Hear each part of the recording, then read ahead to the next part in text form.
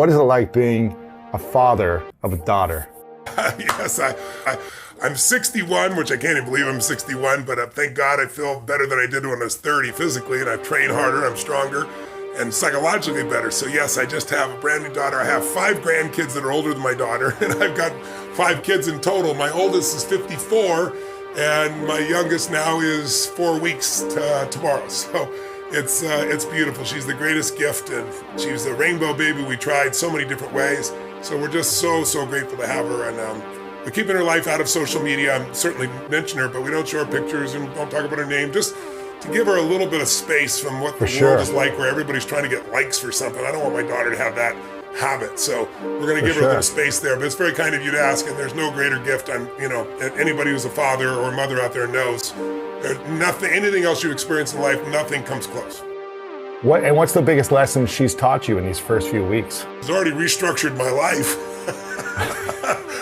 like no one else has. I mean, I can sit there and hold her and obsess about her, and like 40 minutes have gone by and I'm just staring into her eyes. It's that kind of thing. So she's put a little balance in me, that's for sure. And also, I like you, I'm obsessed with being fit and strong and alive as required for what I do, and to do it at the quality I want to do for 44 years plus, and I'm planning to do it for a lot longer. So, but when I start thinking about her life, I'm 61. I remember telling my wife, I said, I'm not having a kid after 50. I said, I'm not going to be, 80 years old at the kid's high school graduation and so forth.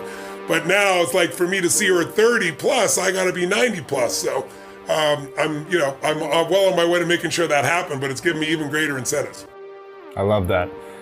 For all the young people here who are maybe they're just having their first kid and they're in their late 20s, early 30s, around